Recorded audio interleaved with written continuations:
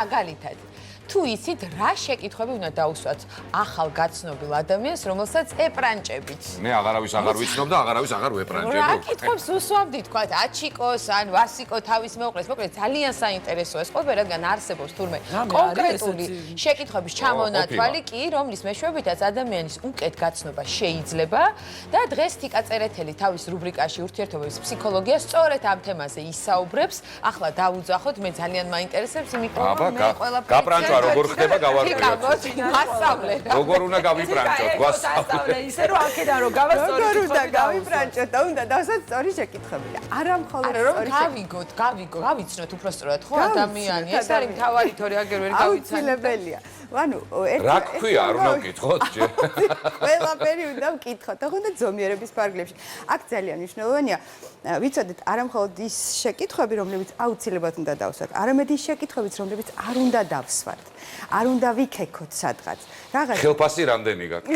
შესაძლებელი. არის ყველაზე აქტუალური არის წარსულის ქექვა, ძველ პარტნიორებში ჩაღრმავება. ამის შესახებ ძალიან დეტალურად. ყველაზე ბოდიში თიკა შეგაწყვეტინებს ერთხელ ყველაზე აქტუალური ამ ბოლო პერიოდში დაბადების თარიღი და საათი. ნამდვილი რუქი შედგენა და ყველაფერი ნათელი. ხო, ეგეც შესაძლებელია, კი ბატონო, მაგრამ ეს ყველაფერი რომ შედგება, მე ხომ უნდა შედგეს ურთიერთობა ადამიანებს შორის და აი ამ ურთიერთობაში რომ არ წითელ ხაზებს რომ არ გადავაბიჯოთ, უნდა ვიცოდეთ გარკვეული წესები, გავითვალისწინოთ სასურველია, იმიტომ რომ განსაკუთრებით მნიშვნელოვანია როგორ იწყება საერთოდ ურთიერთობა. ფუნდამენტია ადამიანების ურთიერთობების, რომ გაიხსენოთ საწყის ეტაპზე ყველაზე კარგია ხოლმე, იმიტომ რომ ყველაზე პრეზენტაბელურები ვართ, ყველაზე ლაღები, მშვენიერები, ვცდილობთ საუკეთესო თვისებები აღმოვაჩინოთ ჩვენში და დავდოთ ეს. რა უზნეოები ვართ, ჯერ არ ჩანს. მიღებ გადაფარებულები. ვარდისფერი სათვალებიც გვიკეთია და სხვის კარგ თვისებებსაც უკეთესად ხედავთ და ამიტომ ეს პერიოდი არის ხოლმე ძალიან მთავარი ფუნდამენტი. ანუ ეს რეალურად ტყუილი კი არ არის, ასეთები ვართ. რომ არ შეგვეძლოს ასეთებად ყოფნა, ვერც ვიქნებოდით, ხო? მაგრამ ვცდილობთ მაქსიმალურად კარგები ვიყოთ და ამიტომ აი აქვე საწყის ეტაპშივე უნდა ვეცადოთ რომ სწორი შეკითხვები დავსვათ. კიდე ჩემი დაკვირვებით არის ის რომ ადამიანებმა ურთიერთობებში ის უფრო იციან რა არ უნდათ, ვიდრე ის რა უნდათ. ესეც ერთგვარი არასწორი ვექტორი, ანუ ნეგატიურზე ორიენტირებული რომ ხართ და დღეს ვეცდებით რომ მაგაზე გავაკეთოთ აქცენტი, როგორ ვიყოთ პოზიტიურზე ორიენტირებული. ორი სიტყვით თიკას წესებში მინდა ნიშნები გაჩვენოთ, ანუ რა ანგრევს ურთიერთობას ყველაზე მეტად. მუდმივი ეჭვიანობა, კონტროლი, იგნორი, манипуляция, დაუფასებლობა, მაგალითად სათხარ აბა ვიდეო ჩამირთე, არ გენდობი და აქ უკვე ეს ნიშნავს კონტროლს და ადამიანი მოჭიმულია და მე ალბათ დაზიანდება ეს ურთიერთობა აუცილებლად, სავარაუდოდ. გარანტიას გაძლევ რომ დაზიანდება. კი, იმიტომ რომ ეს ფაქტობრივად რომ წარმოვიდგინე უკვე ციხეში ვიძენი თავით, უკვე გაქცევა მინდა, მაგრამ ეხლა ვერცად გავიქცე. კარგი. და შემდეგ რა ავსებს ახლა? რა ავსებს ურთიერთობას არის ერთი ამბავი, როდესაც თქვენ მეწყვილესთან თავისუფლად საუბრობთ, არ გეშინია აზრის გამოხატვის, პატივსცემთ ერთმანეთის სივრცეს და კონფლიქტის დროს შეურაცხყოფაზე არ გადადიხართ და ერთმანეთის წარმატება გიხარიათ. ეს არის ერთგვარი ინდიკატორები, რომ ჯანსაღია ურთიერთობა. მე ახლა მოვალ თქვენთან და ამასობაში სტუმრად მოვიწევ ჩვენს არაჩვეულებრივ სტუმარს, ფსიქოთერაპევტ ნინო კანდელაკს, რომელიც დაგვაკვალიანებს და გვეტყვის, რა შეკითხვები უნდა დავუსვათ ადამიანებს სასიყვარულო ურთიერთობაში, როდესაც შევდივართ და რა შეკითხვები არ უნდა დავუსვათ. და ჩვენ გვაქვს ასეთი მოგესალმებით. ძალიან მნიშვნელოვანი ეთერი გვექნება დღეს როგორც ვექტორი. ეს ამბები აინტერესებს ყველას და იმიტომ ეს თემას შევექცია. საერთოდ კალმით და ფურცლით არის მოშეერებული. ესე იგი 10 შეკითხვა. მე ისე დავიმახსოვრებ, მაგრამ ეხლა დავფიქრდი, რომ რა გაჭირვება არის, ესე იგი, რომ კალმი და ფურცელი. ვიცოდეთ, მთავარია ვიცოდეთ. 10 შეკითხვა გვაქვს, რომელიც უნდა დავსვათ, ხო? პოზიტიური. და 4 რომელიც არ არის სასურველი. ანუ იმითი დავიწყოთ რა არ ვკითხოთ, თუ არა? ჯობია რომ რა არ ვკითხოთ, ამითი დავიწყოთ. კი, ხო, არის, ჯობია. პირველ რიგში არ ვეკითხებით წარსული სასიყვარულო ურთიერთობების შესახებ. თუ თვითონ სურვილი აქვს ადამიანს, აუცილებლად ის მოყვება და რაღაცას გაგვიზიარებს, მაგრამ როგორც წესი ამ შეკითხვას არ არის საჭირო. ნუ ეს უკვე თვითონ ადამიანმა გადაწყვიტოს, მაგრამ როგორც წესი ყველას ეშლება ეს და ყველა არათუ ეკითხება, დეტალებს ეკითხება, რომელიც მე აი ძალიან ცუდად აისახება ურთიერთობაზე. და ფაქტიურად ძალიან ხშირად ზუსტად ამის გამო შორდებიან ადამიანები, იმიტომ რომ ის რაღაცა მოყვა და რო არ მოეყოლას ძალიან ბედნიერი ოჯახიც ალბათ იქნება. ხდებოდა. ანუ ეს აი კატეგორიულად აკრძალულია, რომ ეკითხებიან და მე პასუხი არ მოწონთ მოსმენილი და ამის გამო. ნუ პასუხზე მე მთელ კოშკებს ააგებს ადამიანი, მე ჩაკითხვა ხდება და ასე შემდეგ და თან მე ახსარებას ითხოვენ და ხა შეყვარებული მოძღვარი ხო არ არის რომ ახსარება ჩააბარო. აი აბსოლუტურად ზღვარს ვერ იცავენ მანდ და ნუ მოკლედ. მე მანდ არის კიდე ესეთი თემა რომ თუ მეუღლე ყავდა და თქვა შვილები და მეორე ოჯახს ქმნის ადამიანი ხშირად ეკითხებიან რომ აი ეხა ჩვენ რო შვილი გვეყოლება ეს შენთვის მესამე შვილი იქნება თუ პირველი. ნუ აი ანუ თქვა შენ რახან ეხლა უკვე ცოლი ყავდა მე შენთვის ეხლა პირველი ქალი ვიქნები თუ მეორე. ნუ რომელიც აი კატეგორიულად არ შეიძლება ესეთი შეკითხვები. შენით შეგყავს ურთიერთობა ჩიხში ასე არა შენ თვითონ ცუდ პროგრამას აძლევ ადამიანს. საერთოდ რო არ უფიქრია თემაზე უკვე ცუდ პროგრამას აძლევ ჯერ არ დაგიწყიათ ურთიერთობა ხო? ანუ ეს კატეგორია. მეორე ეს პირველი ხო ესა მეორე არის რომ არ შევეხოთ არავითარ შემთხვევაში მის ტელეფონს და არანაირად არც ვკითხოთ, არც ვთხოვოთ რომ ჩაგვახედოს ან თუ შეიძლება ნახავ მიმოწერას. არ ვიცი ნებისმიერი თემა. შეხოს არც ეგეც არ ვიცი. ანუ აი კატეგორია როგორც აი საწამლავი რო დევს და რო იცი რომ თუ ხელს მოკიდებ უბრალოდ იქვე კვდები ადგილზე, აი ასე უნდა უყურებდე სხვა ადამიანის ტელეფონს. რა რომ არ შეეხო. ანუ როცა ეხები მაშინ რას არღვევ? როდესაც მის პიროვნულ საზღვრებს ძალიან არღვევ და შენ ინგრევ საკუთარ თავს ყველა ვარიანტში იპოვი რაღაცას რაც შენ დაგანგრევს. ანუ არ შენა თავს სიმპათიას და არ სხვას. მე რო იმის ინტერესი მიჩნდება რა ხდება იმის ტელეფონში. გასაგებია რომ იმის პირად საზღვრებს ვანგრევ, მაგრამ მე რას ვიკმაყოფ რა მდგომარეობაში ნუ ვერენდობი ჯერ ჩამოთვალოს ესე ვერ გავალ ხო უნდა ჩამოთვალო და შეკითხვები მე ხო თორე აი ეს გაგრძელდება დიდხანს მესამე აქ რაც არ უნდა ვკითხოთ შეიძლება მეორე ოჯახს ქმნის ადამიანი და პირველ ცოლს უღალატა და ეს თქვათ გაიგო ამ შეყვარებულმა და ძალიან ხშირად არის განზოგადება იმ გამოცდილების რომ რახან პირველ ცოლს უღალატა ესე იგი მეც მიღალატებს და ღირს თუ არა ამ ადამიანთან ურთიერთობის დაწყება. ჯერჯერობით ჩვენ არ ვიცით იქ რამ გამოიწვია ეს ხალხი. რა როგორ მივიდა აქამდე ადამიანი, თავიდან სიყვარულით იყო თუ არა ოჯახის შექმნა. იმდენი დეტალია. ამის ესე პირდაპირ განზოგადება და არა თუ გულში ფიქრობენ ამას. პირდაპირ ეკითხებიან ხოლმე, ეხა შენ რო პირველ ცოლს უღალატე, მეც მიღალატე. მე ხო არ მიღალატე. ეს ღალატი გასული ადამიანები იქცევიან. ანუ აქაც ეგრევე უფრო პატარა ასე. არა, დასულზეა საუბარი. ანუ არ განვაზოგადოთ წარსული ცუდი გამოცდილება და ამ თემაზე არანაირი კითხვა და მეოთხე ეს არის ნუ რა თქმა უნდა ქალები ვერ ითმენენ და იმ ანცოლის ან წინა შეყვარებულის Facebook-ი აქვს ზეპირად შესწავლილი წლები 10 წლის. და სოციალურმა ხელი ყველაფერი ნანახი აქვს სად იყო რომელ ქვეყანაში და ეუბნება რომ აი ის მაკარო წაიყვანე იტალიაში მეც წამიყვან. ან იმას რომ მანქანა უყიდე მე ხო უკეთეს მიყიდი. აი კატეგორიულად არ შეიძლება. იმას რამდენი კომენტარი დაუწერე. უკვე ცუდი ღუზა დაედო მოგზაურობასაც და მანქანასაც. იმიტომ რომ ჯერჯერობით ითხოვ, თან ითხოვ რის ფონზე, შედარების ფონზე. იქნებ იმას უკვე გადაწყვეტილი აქვს, რომ ჯერ მერსედესი გიყიდოს. ამ შეკითხვით საერთოდ ჩაიქნევს ხელს. ხო, აღარ უნდა აღარაფერი. დამდურა. მანქანა და აღარალებ იმ ადამიანთან უკვე შენ თავს ურთიერთობას. რა თქმა უნდა და რატო უნდა შეედარო სხვას, როცა ყველა კაცს, ნუ ახლა ქალზე მაქვს საუბარი, მოსწონს უფრო ისეთი ქალი, რომელიც არის თვითკმარი, მაღალი თვითშეფასები, დარწმუნებული თავის თავში, არ ედრება არავის საკუთარი თავის გარდა. თვითონ უნდა იყოს, რომ იყოს უკეთესი და განვითარდეს. ასეთი ქალი მოწონს. საბატონინო, კი, მაგრამ აი პირიქით კაცები ამ ყველაფერს არ ითხოვენ. ნუ ხა მანქანა მიყიდე და იტალიაში წაყვანი არა, მაგრამ ორივეს ქესზე მაგათ უბრალოდ ეს მაგალითად მოვიყვანე, თორე რასაც ვსაუბრობ, აბსოლუტურად ჩათვალეთ, რომ ყველაფერი ეხება ორივეს ქესს. ხო, იმიტომ რომ ეხება. ნამდვილად ეხება, კი. მოდი, გადავიდეთ იქნდენია სალაპარაკო, გადავიდეთ. ეს სუდები იყო, კარგები, ანუ რაზე უნდა. ეხლა რა უნდა ვკითხოთ აუცილებლად, რომ აი პატარა ფსიქოპორტრეტი გქონდეს ამ ადამიანს, რომ მე თავში ხელი არ ვიტყვათ ესე იგი ეს. ისე არის ერთი ამ ქალებზე გამახსენდა ვიტყვი, ესეთი გამონათქვამია, რომ ფსიქოლოგიური, რომ ქალებიო მაინც იფრენენო და კაცმა გადაწყვიტოს ფრთებით იფრინოს ქალმა თუ ცოცხითო. ხო და ქალმა თუ მოინდომა, აი ამ 4-ის მიწიდან ყველაფერს არ უნდა გააღიზიანო, ასე ვთქვათ, უნდა სხვა ძალიან ფრთხილად უნდა იყო, ხო.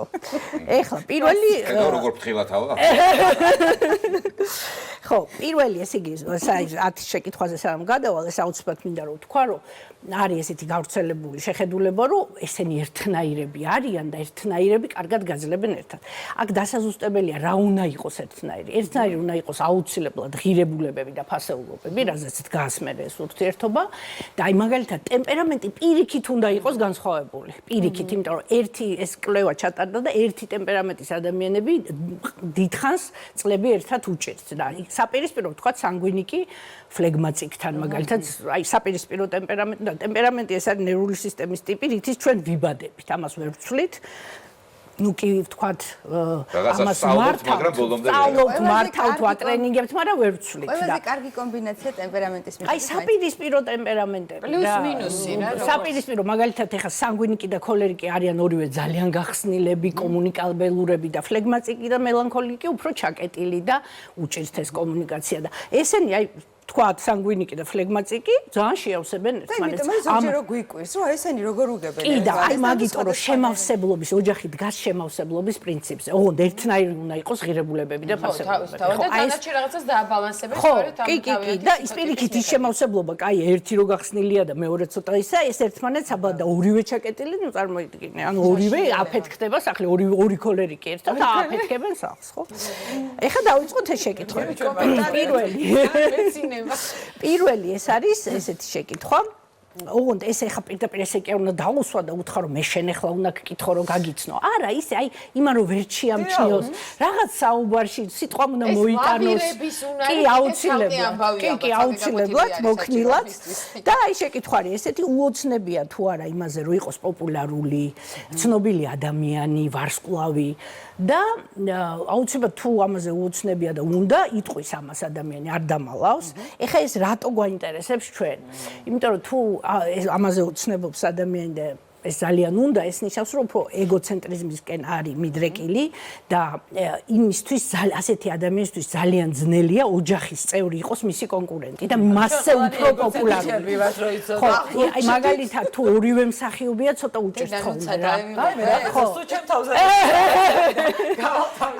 ასეთ ადამიანებს ტაშის დამკვლელები ჭირდებათ, ხო?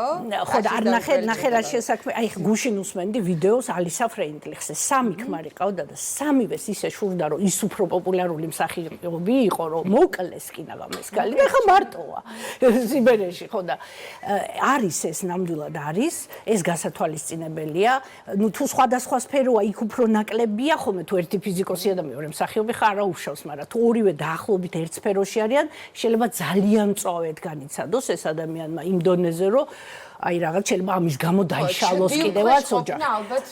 ხო, მით უმეტეს კაცს უჭერს. ხო, კაცს უფრო უჭერს, იმიტომ რომ კაცი უფრო ისეთია, ხო? ხო, აი ესეც გასათვალისწინებელია, რომ ხო, რო წინდაზე ასე ვიცოდეთ. შემდეგი, როგორია შენი იდეალური დღე?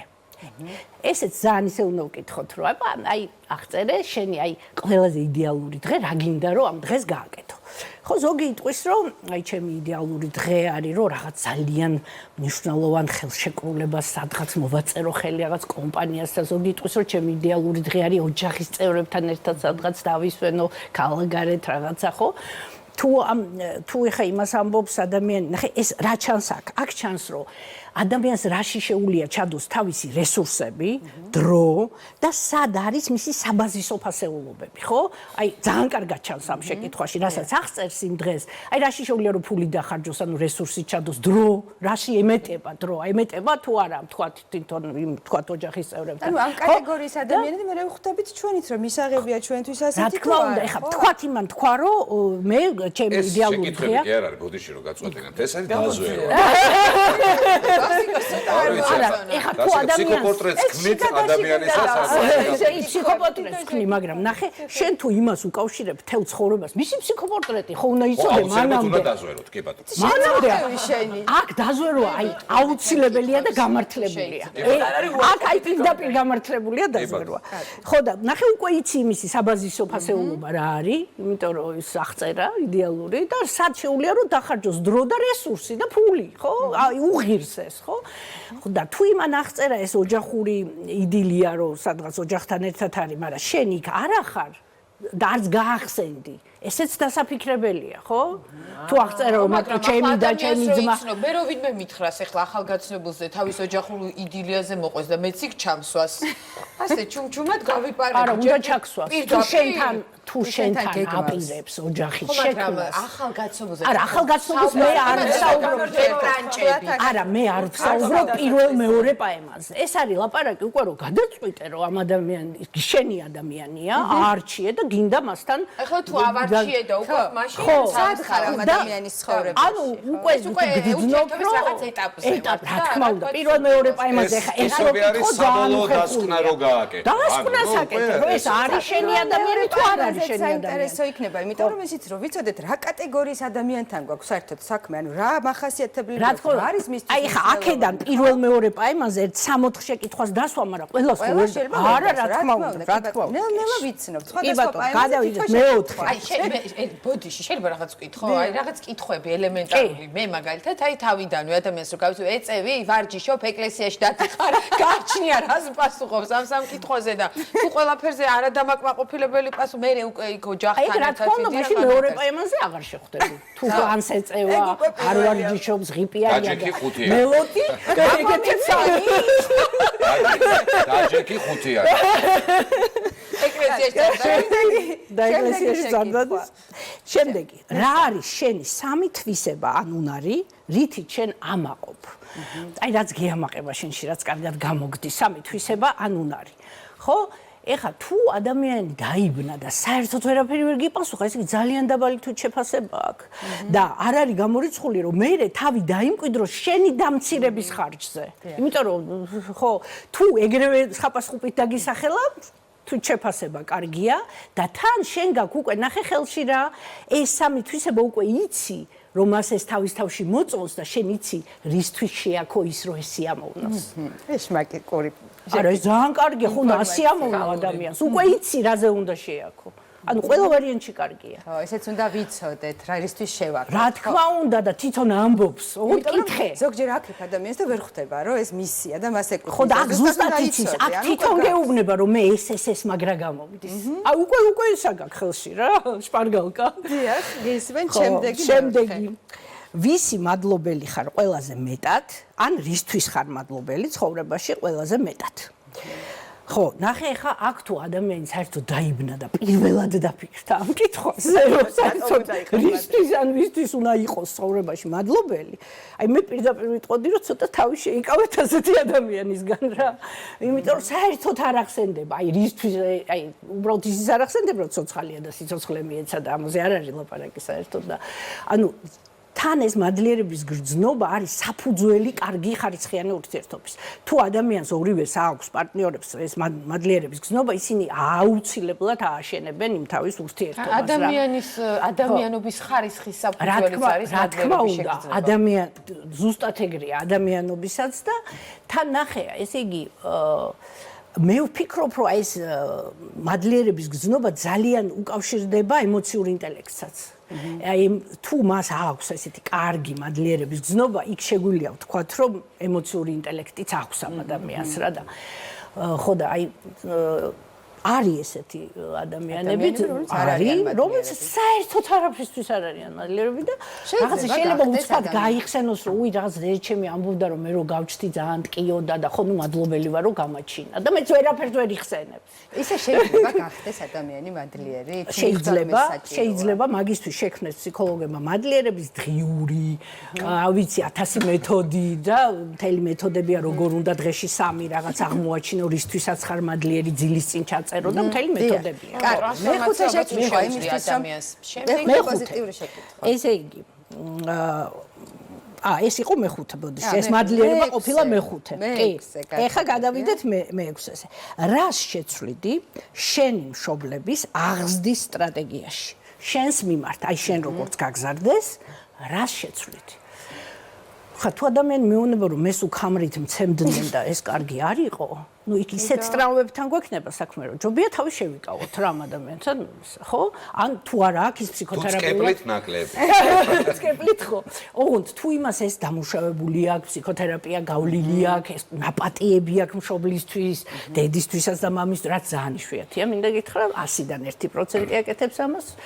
მაშინ კი ბატონო, მაგრამ თუ ესე იგი ამაზე აი მთელი ემოციით და იმით არც ნაპატიები აქვს და არაფერი, ესე იგი ის ძალიან ტრავმირებულია და შეიძლება ჩვენზე გადმოიტანოს ეს აგრესია.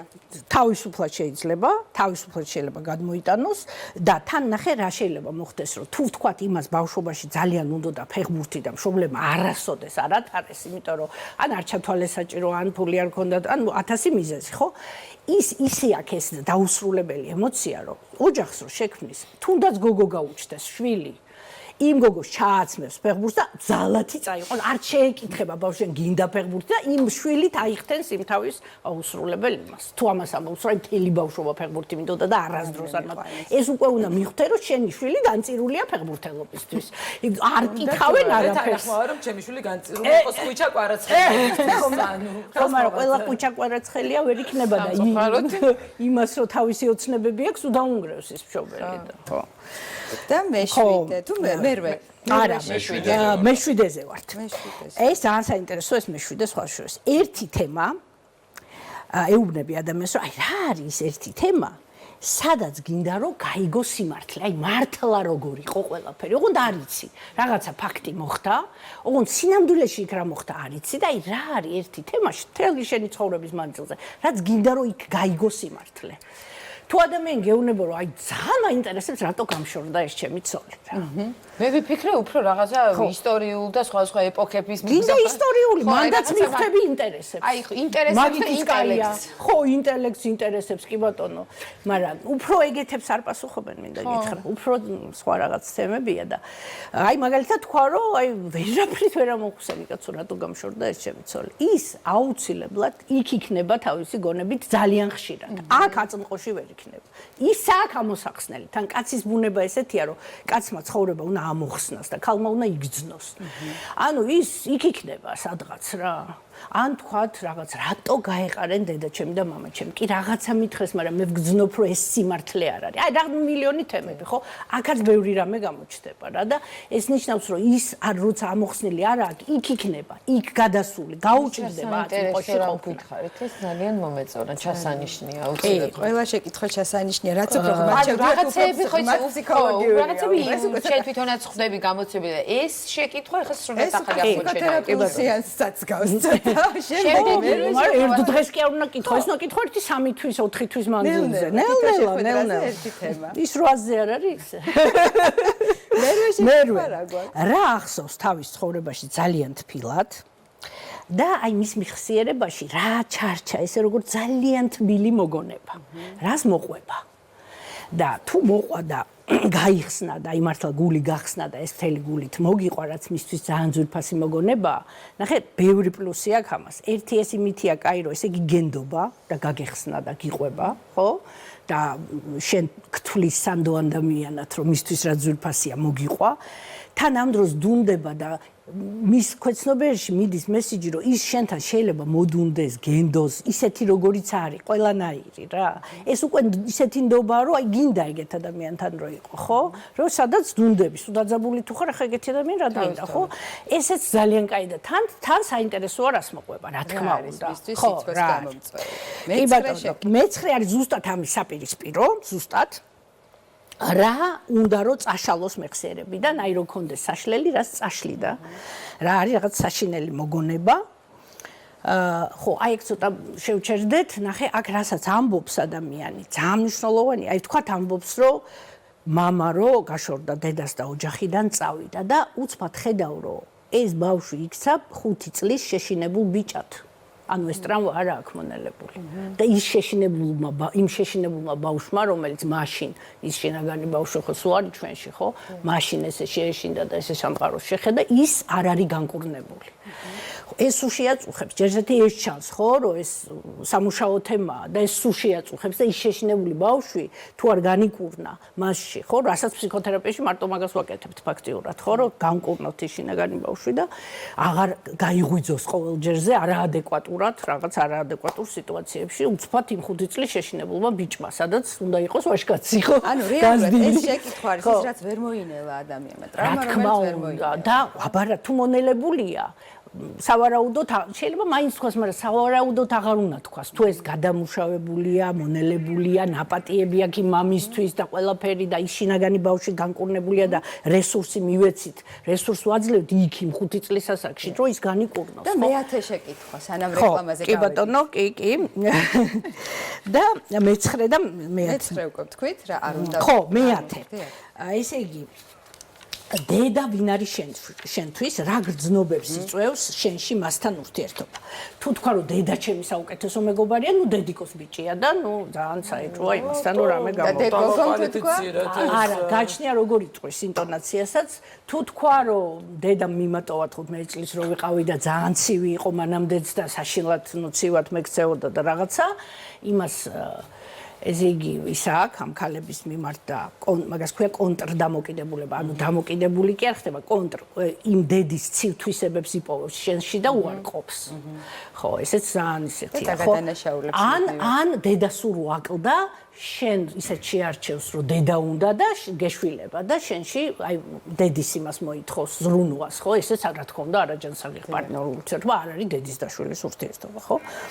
და ბოლო არის, უნდა ათქმევიო, 3 ზედსართავის სახელი, მშობლების მახასიათებელი, მშობლების ოჯახის მახასიათებელი, აი როგორ დაახასიათებს თავის მშობლების ოჯახს. რა იყო? აი 3 ზედსართავის სახელი, თქვათ, მოსიყვარულე, თბილი, გამგებიანი ან რაღაცა, ან თქვათ უარყოფითი თუა, თქვათ ცივი, რაღაცა სულერთია, ნეუთფილი ან კონფლიქტური რაღაცა. მისთვის ოჯახის. თავის ოჯახის, მშობლების ოჯახს როგორ აღიქვამს 3 ზედსართავი უნდა თქვას. ეს რეალურად შლეიფად გამოყვება. რა თქმა უნდა, აქ პირდაპირ გაქვს.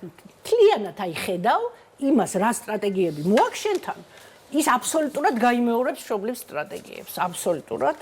და თუმცა ხო ყოფილა შემთხვევა მე მაგალითად გამიგია მიატო ის პირიქით ეხლა რომ უნახავს დედის თქვათ აი იგივე რაღაცა წუხილი დარდი პირიქით ცდილობენ ხოლმე თვითონ კარგი ოჯახის შექმნა რომ არ გაიმეორონ ის რაც თქვა დედამ განიცადა ან მამამ კი როგორ არა ორი ვარიანტია როცა რაღაცა მშობლის არ მოგწონს ან ზუსტად იგივეს გამოსწორებას ცდილობს ვიღაცა ან მეორებ ზუსტად იმის საპირისპიროს მაგრამ იმ საპირისპიროში მეორე უკიდურესობაში ვარდები თუ არა გაქვს მშობლისთვის ნაპატიები არის ორი ვარიანტი ან ზუსტად იგივეს იმეორებ, ან ძალიან უკიდურეს საპირისპიროს. უფრო ხშირია რომ იგივეს იმეორებენ.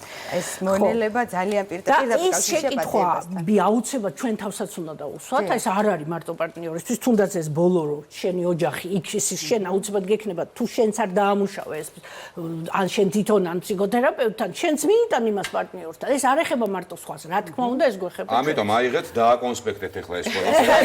დაისწავლეთ. ზაზეპირო ჩვენი